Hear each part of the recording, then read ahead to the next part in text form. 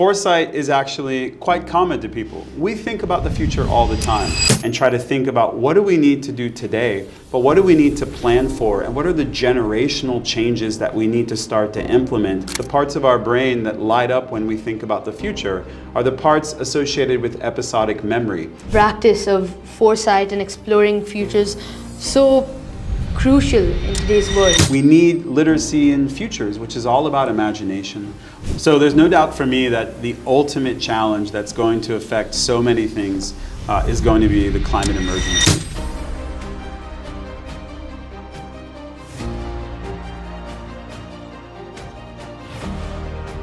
Welcome to the first ever official podcast of Beyond Tomorrow, Navigating Frontiers. The podcast where we explore different futures through the eyes of experts in various fields. I'm your host, Vrishank Sai Anand, and together we'll journey into the realms of innovation, foresight, and visionary thinking, uncovering how today's pioneers are actively shaping our world of tomorrow. In each episode, we bring to you thought leaders, change makers, and innovators who are at the cutting edge of their respective domains. Through insightful conversations, we aim to inspire, educate, and challenge our listeners to think beyond the present and navigate the frontiers of what lies ahead. Today, on our podcast, we have a very special guest who has made significant strides in the field of transformative foresight, Dr. John Sweeney, who is a senior research fellow at Westminster International University in Tashkent, Uzbekistan. He also currently serves as co-editor-in-chief of World Futures Review, a Journal of Strategic Foresight. Dr. Sweeney actually received his PhD in political science with a focus in alternative futures at the University of Hawaii in Manoa. John has worked on the ground in over 50 countries with participants from around the world. Currently residing in Kudasai, Turkey, he brings a wealth of experience to our conversation, and I'm excited for this topic. John, thank you so much for joining us today. It's my pleasure. Thank you so much for having me. I'm really excited to be the first person on your new podcast. Me too. Thank you so much. So let's start with the basics. Firstly, to all those listening to the podcast who have really no experience with the word or the field transformative foresight and foresight in general, could you please explain to them what this entire field means? Sure. Well, let me start with foresight in general. So foresight is actually quite common to people. We think about the future all the time. When we save some money and put it away, when we decide we're going to do something in preparation, it's actually a form of foresight. But when we talk about foresight as a field of study, then we're talking about future studies, or we talk about the idea of foresight as a practice. We're talking about specific tools and methods that are attempting to help us be more forward-looking. And the reason we have to do that is we actually have an inherent bias that kicks in when we think about the future. According to neuroscience, the parts of our brain that light up when we think about the future are the parts associated with episodic memory. So we don't even realize that we are thinking about the future through the lens of the past and our experience. Now that gives us a great advantage as a species. We learn from our experience, but it also means, unfortunately, that we're quite biased in our thinking. And so foresight is really about uncovering those assumptions, those biases, those blind spots, and trying to often create an output or an outcome for a plan, a policy, a strategy. Maybe that can be for a community, maybe for a corporation, maybe for a government. And that is broadly the idea of strategic foresight. How do we create foresight, outcomes, and outputs, things that are forward-looking that can help an organization or an institution? But then you mentioned the idea of transformative foresight. And transformative foresight is more about looking in. What is it about thinking about the future that changes who I am, that changes about how I think and feel about myself?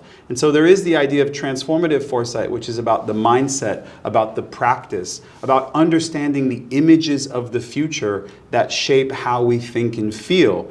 And so really now what's very interesting is the combination of those two. How do we bring those together, both strategic and transformative foresight?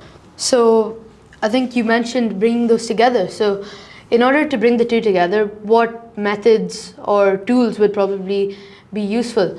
I mean, in general, as a human species, we have youth as well, and we have, of course, our adults in today's world. So I personally, as a youth myself, I'm thinking, what would be the tools to effectively help youth develop foresight skills or future thinking skills?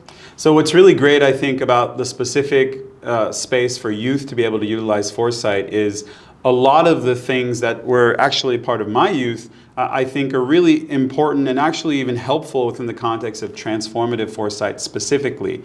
Now, with strategic foresight, let me start there. You know, there are tools and methods that are very popular, like scenarios or trend analysis or horizon scanning, and we might talk to experts, we might get some data.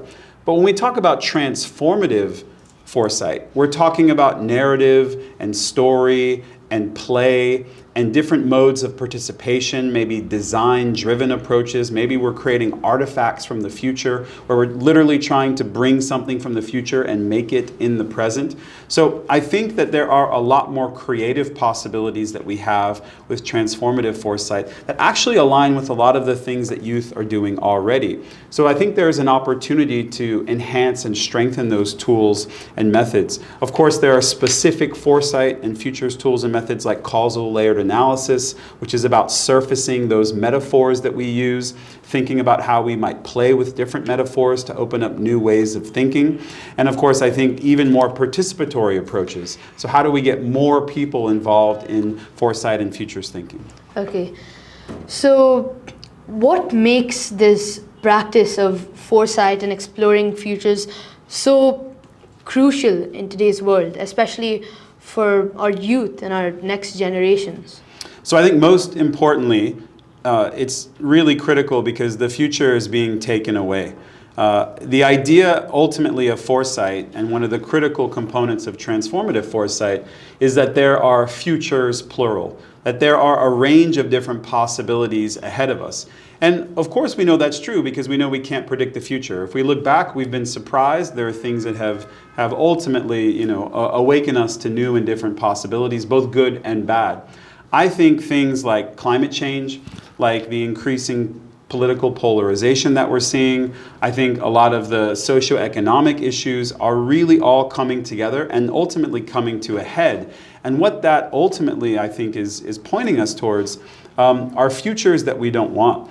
So I think a lot of the work of foresight is to be able to help us understand and see and try to think about what do we need to do today, but what do we need to plan for, and what are the generational changes that we need to start to implement so that we can be good ancestors. And I think that's a critical aspect of specifically transformative foresight. How do we become better ancestors so that we are actually leaving futures, plural, for the next generation? So we're handing them not just one future, a bad future that they have to solve, but actually the opportunity to have plural futures that they can create the future that they want. And I think that's the critical task of foresight now. And I think that's also where youth come into the picture when we talk about being a good ancestor. It's really handing off the leadership reins to your generation and even younger ones to be able to have the ability and the opportunity to shape the preferred future that they want, and ultimately to explore multiple futures, because that's still a possibility. So are there ways as a society we can avoid these futures that we really don't want to see? And are there any certain skills that we can hand over to the next generation? Yeah, well, I think most importantly, we need more spaces and places to be able to talk about the future. We need to normalize the idea that the future is something that comes into the everyday. So it's amazing to be with you in Dubai, where we have the Museum of the Future, right? And the one thing I love about the Museum of the Future, of course it's great that tourists from all over the world come and see it. I think that's great. But what's amazing to me is that children from all over the UAE get to go and visit the Museum of the Future. I remember when I was a kid, I went to go see a puppet show, or I went to the Science Museum. And that's great and lovely and wonderful. But I think that what is really fantastic about spaces like the Museum of the Future is that it normalizes the idea that the future is something that we have to think about. And so I think these spaces and these places of doing futures that don't just happen in workshops or seminars, but that really is about creating a public conversation, a social space to think about the future, I think is really critical.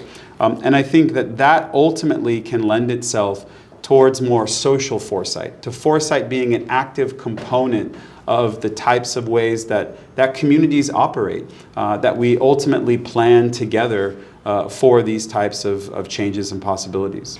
I completely agree. And I mean, as a student who participated in the Dubai Future Forum last year and the previous year, I think that these spaces that allow you to, specifically focus on foresight or futures, even if it's for youth, they allow you to think a lot about the future and sort of understand that the future is now. Tomorrow is the future, the next 10 years are the future, and the next generation is the future. So I completely agree. And could you tell us a bit about the moments and experiences in your life that drew you towards transformative foresight? A bit about your personal journey and how it sort of inspired you to this path. Yeah, so my journey has been, I would say, an interesting, if not a bit of a circuitous one, right? I often haven't followed a straight path. I would say that one of the absolute biggest events that really shaped my life and my personal and professional journey was the somewhat difficult decision to drop out of high school when I was 15 years old. So I think, a rare individual in that I eventually got a PhD, but I actually don't have a high school diploma. I had to get the equivalency.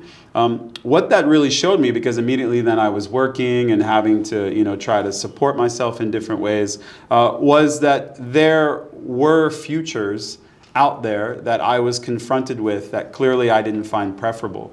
And one story that I often tell was I was in a job where I was doing rent to own, where people are paying very high prices for everyday types of things. And I think it's quite unfair. And I think socioeconomically it's a challenge for people to be able to break out of that. So for me, that was a real wake-up call. And for me, my journey to futures was about feeling uncomfortable with many things in society, how they were. And so actually I started by studying, as I mentioned to you, sort of communications, right? I think we needed better communications. But then I found my way to history and philosophy. And history helped me understand the structural dynamics, the systems that have been built over time that have both produced amazing things, but also have produced different inequalities. Philosophy helped me to ask questions. Philosophy helped me to understand problems and to think about these logical issues. But then I took a really big turn, and for my master's degree, I went to the University of Hawaii and I focused on religion and religious studies. And that helped me understand people, values and worldviews, and specifically I was looking also at different traditions like Southeast Asian Buddhism, East Asian Buddhism, looking at different spaces, and of course living in a different cultural context. And then finally at the University of Hawaii, I discovered future studies, that there was an actual thing you could do. You could actually study. And so it was the only PhD program that I applied for. And it feels like that whole journey, even from dropping out of high school to getting the PhD in futures, discovering futures and foresight, I found the only thing that is about helping to create a better future. And so, as you noted, my PhD is in foresight actually in political science. But there are programs around the world in economics, education that have futures and foresight.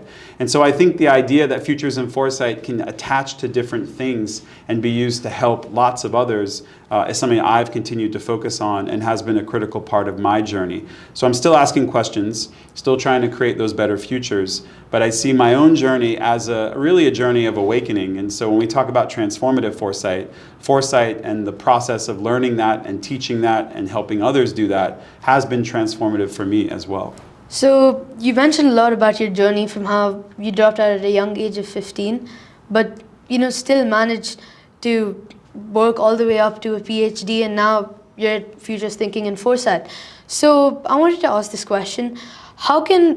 This was actually a really large journey, right, to getting to this point, but how can we make foresight and futures thinking easily accessible to youth? Because I think that there are many students and many youth out there that don't really even understand that this field of foresight and futures thinking exists. So how can we sort of, make it accessible and easier to understand? So this is a great question, because when I think back about my own journey, maybe one of the things that could have kept me in school is if I had the opportunity to do something like futurist thinking and foresight. So there's a great organization, as you know, that you're connected with, right? Teach the Future. There are more educational institutions looking at how they can integrate futurist thinking and foresight, but it's still very much driven, I would say, by passionate individuals. I think what is starting to happen, but we need more of, is more adoption by these educational institutions, both secondary and primary, to be able to support and facilitate the integration of foresight into primary school curriculum. And so I think we are seeing different educators utilize different playbooks and toolkits to be able to bring it into this space. Of course, there's the opportunity for this to always be integrated into different types of studies, whether we're talking about social sciences, geography, lots of places. But I think most importantly, it's what can we do to create those spaces and opportunities for people to realize that things like curiosity, imagination, questioning, those critical skills that everyone talks about as the 21st century skill set, are really native and inherent to foresight and futurist thinking. And so I think as more and more organizations, educational institutions, governments realize that foresight allows all of those things to emerge. It is about imagination and curiosity and questioning and critical and creative thinking. I think we're going to see more of it integrated into those educational institutions. And I think formally integrating is great, but I also think we need movements, right? I think we need students and, of course, passionate youth like yourselves to be able to be the voices to champion that so that we can see more adoption take place. As we were initially talking about transformative foresight and strategic foresight, could you tell me a bit about the difference between the two? Yeah, so I often use this matrix, which shows on the one side, strategic foresight is focused on the actual future, right? Like, what is 2030 going to be? What is 2050 going to be? And it does also focus on the idea that, we want to have sometimes outputs and outcomes that are things like policies, plans, and strategies. Yeah. So, for example, in strategic foresight, I've worked on things like the national energy strategy of the UAE. I've helped to support organizations like the United Nations, or I've even worked for Red Cross, Red Crescent, also worked with Interpol, because those organizations and institutions want to create plans, policies, and strategies that is forward-looking. Now, they often want data, the best available evidence-based policy that we can make that is forward-looking. The problem, of course, is that there's not 100% clear data on what the future will be, right? There are surprises, there are uncertainties. So this is where, if we go to the other side, when we think about transformative foresight, we have to think about images of the future. What is shaping how people think and feel about the future?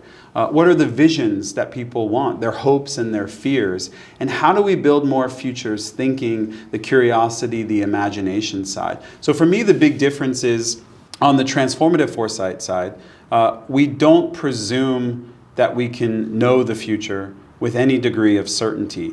And we have to first start by looking inward. On strategic foresight, we might get the best available data, but we also really want to focus on looking outward. And as I mentioned before, I think that what's really critical is when those two can come together. And can you share some real-world examples where transformative foresight and strategic foresight have been successfully applied, whether in organizations or even in different communities of like some of the organizations you mentioned, right? Like Red Crescent, if you have any examples here. Yes, absolutely. So one interesting example is when I was working for the International Federation Red Cross Red Crescent. I served as the Global Futures and Foresight Coordinator for almost a year, and really was helping the organization in the development of their next 10-year strategy. So I was brought in to help strengthen their Futures and Foresight function, which was part of their innovation team. And we did some interesting things, one of which was we had an engagement called the Pollock Game. Now, the Pollock Game is all about the images of the future that shape how people think and feel. Are they optimistic? Are they pessimistic? Do people think we can actually shape the future, or do they think the future is determined? And what was really interesting is when we ran this with different humanitarian volunteers all over the world. Now, these are people who are bringing first mile and last mile aid, right, into wars, into crises. They were very optimistic. They were excited about the future, and they thought the future could be changed. Now, when we did this with donors, with people who are giving money to humanitarian organizations, they were very pessimistic about the future, and they actually didn't feel like the future could be changed very much. Now, that was really interesting because from a transformative foresight perspective, that brought out different assumptions about the future and ultimately said there was a gap. There was a gap in the organization where volunteers, many of whom were youth, were seeing the future this way. But the donors, and in many ways the organization, might be seeing the future this way. So how could their 10-year strategy speak to that gap? How could they actually develop policies, plans, programs, projects that was thinking about those images of the future? And so that's an example where we use transformative foresight, and then ultimately that led to a strategic foresight outcome. So that was really quite blended. Yeah, as you just mentioned, youth perspectives are pretty different compared to usual perspectives, right? And this conversation has really allowed me to sort of understand how vast the field of foresight really is, whether strategic or transformative. But what I wanted to ask is how we can make these foresight practices more, engaging and relevant for today's digitally native youth. Yeah, so absolutely. So I'll give a quick example from the Red Cross, Red Crescent again. When I was there, we were very fortunate to have the opportunity to work with a knowledge partner. It was Newcastle University in the UK, and they have a group called the Open Lab. They're one of the top human-computer interaction labs in the world. And they helped us design and deliver a game about the future that was played entirely on WhatsApp. Now, what was amazing about this is that we were able to connect and engage with over 4,000 people from 120 countries in 6 languages. Many of them were youth. And I think when we ask or we talk about how can we make foresight more engaging, how can we actually, have it be something that digital natives can move to, we have to bring it into those spaces. So this game was through WhatsApp? The game was entirely played on WhatsApp. And people played in groups, they got to leave voice messages, they received videos. And so making WhatsApp or other types of social media the medium, right? The means by which we can engage people on futures thinking and foresight, I think is critical. Because futures thinking and foresight shouldn't just be the special thing that we do once a year, once a month, right? We go to a workshop, we go to a seminar. It should be something that is part of our everyday. And so we have to bring it into those spaces. We have to find ways of using current forms and new and emerging forms of media to be able to connect people, youth especially. So when it comes to gauging success and, how do you assess the impact and effectiveness of your projects? So there are different ways to do this. The traditional ways that we might evaluate the impact of foresight or futures thinking is say, okay, we might measure and say, what are the ideas or the insights that came out of this project, right? Did we successfully pass this strategy? Did we successfully create this policy? Did we integrate different types of ideas? And that's really on the strategic foresight side. However, when we think about transformative foresight, then we have to think about new metrics and new measures for evaluating, right? Did we enhance or actually strengthen things like curiosity, like imagination? Did we bring more reflectiveness and more awareness? Did we actually enhance participation? Did we get not just dozens of people, but hundreds or maybe even thousands of perspectives as part of this program or this project? And ultimately, are institutions themselves looking to transform into new paradigms, new ways of operating? So I think how we measure and evaluate strategic and transformative foresight are quite different. But again, I'm really excited by the overlap and the possibility to create change by thinking about new ways to evaluate and assess the work that we do. So do you scale success differently based on the project? Absolutely. So each project, has a unique context, right? Unique outcomes, and we have to figure out what does success look like, right? How might we choose to scale it? And then, of course, what is going to change by the approach that we take? All right. So now that we've talked a lot about the impact, looking ahead, what do you believe are the most exciting opportunities and the toughest challenges for transformative foresight and maybe even strategic foresight in the next 10 years?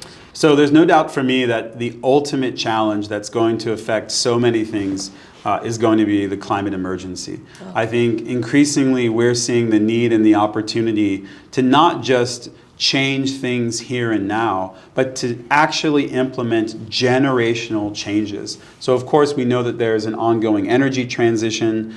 We know that climate change is going to create more refugees, more forced migration. We know it's going to impact food systems, but I don't think we're doing enough, and maybe not doing enough at the community level, to be able to prepare and understand what exactly is it going to look like to live in a climate-changed world. And we're seeing more extreme weather events. We're seeing the quote, weirding of the world already happen, but I don't think that we're seeing enough in that space. So I think that's one thing. I think another thing, and maybe this is more on the opportunity side, we've seen already the types of impact that these new technologies have had in the past few years, right? So AI specifically. So I'm really excited by, what does the future look like when that technology is used for social good, when we see it enhancing education, when we see more people having the ability to connect with that technology as a way not only to learn futures thinking and foresight, but to learn anything and to be able to ultimately create more educational opportunities to really level the playing field, hopefully, so that more people have equal opportunities and the chance to pursue the types of futures they want. So yeah, as you mentioned, right, climate emergency will surely be a big problem in our future. And I think the next generation's future, like my generation's future, is one filled with a lot more problems than ever. But at the same time, one filled with a lot more room for solutions than ever. So for those just starting out, whether youth or even professionals, what tips would you give them to, help them dive into the world of futures thinking as a career in order to get past these problems and create solutions that will help us all? So that's a great question, because I think now more than ever, organizations, institutions, but also, as you note, the future itself is going to require that everyone has competency or capability in foresight. Right. So UNESCO is a great organization that talks about the idea of futures literacy. Just as we have literacy and basic literacy for reading and writing, we need literacy in futures, which is all about imagination, all about building that capability and capacity to understand the role that the future has in our thinking and how it shapes, again, how we even feel. So I think most importantly, it's about having those skills and being able to utilize and implement them, because every organization in a very dynamic change future is going to need to be able to have people that can utilize that. And then I think most importantly for self-development, right? For youth to be able to realize and achieve the future that they want, and as you highlight, to create the solutions that are going to be needed, I think we're going to need that as a key component. Yeah, so I think there are youth all around the world who have that passion for making change and who, really want to contribute to creating a sustainable solution for the next generations and in our world, right? So how can youth get involved with transformative foresight and foresight in general? And what are some ways that they can, use their own ideas in their lives or different projects so that they can share it with the world?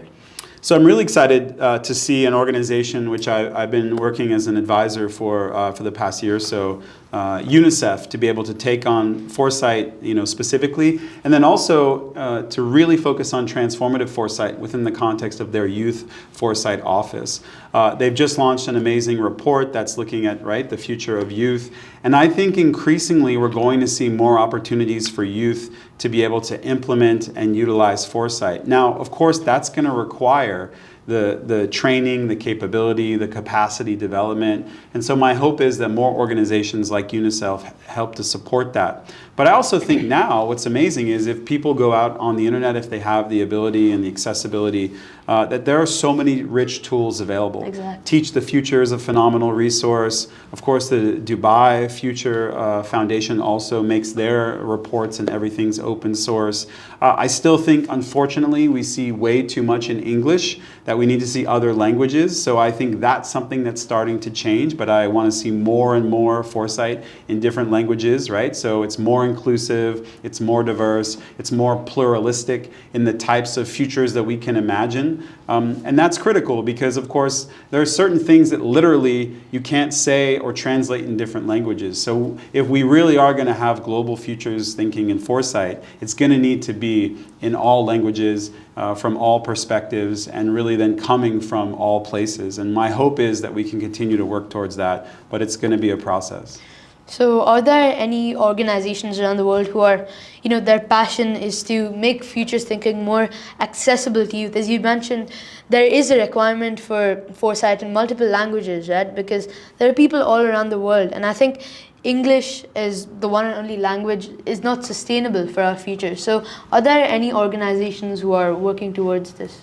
I think there are lots of organizations that are looking to be able to say, we need to actually create more futures thinking and foresight. Of course, within the context of the professional field of futures and foresight, there's organizations like the Association of Professional Futurists, the World Future Studies Federation. I was just in Thailand a few weeks ago at the Asia Pacific Futures Network conference.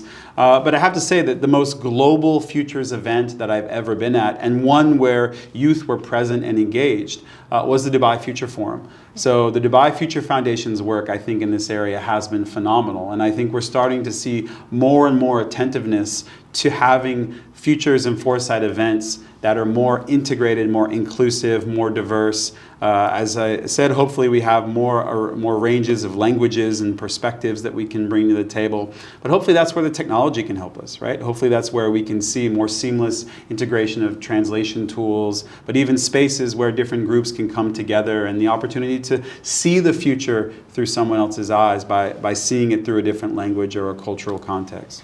Yeah, I think it would be amazing to see different forums, future forums all around the world, just like the Dubai Future Forum right here. So this brings me to my final question. What role do you think schools and educational institutions play in teaching foresight skills to young people? I think it's a critical role, and I think that critical role has to come from seeing the opportunity for new skills, new capabilities, new competencies that ultimately are going to be needed in the future. As I mentioned, I dropped out of high school, so I don't have certain forms of education. There are things that I had to learn in different ways. Right. So I think that one of the roles of Futures and Foresight is maybe it can keep those kids in school that are always asking questions, right? That are maybe seen as problem students, or maybe don't go the traditional route because they have different ways that are learning that are better for them, or different things they would like to work on. Of course, we've seen innovative educational institutions like the School of Humanity or others emerge to be able to speak to the need to create different spaces. But I think most importantly, educational institutions and those formal educational policies are really beginning to change and open up to say, yeah, foresight can play a role in creating that better future and in creating the opportunity for today's youth to be able to succeed in the future. Thank you so much, John, for sharing your insights and experiences with us today. It's been really an enlightening conversation, and I'm sure our listeners over here have gained a lot from it. So to everyone tuning in, thank you so much for joining us on Beyond Tomorrow, Navigating Frontiers. Stay curious, stay inspired, and keep exploring the possibilities of tomorrow. Until next time, thank you so much. I'm Vrishank Sai Anand.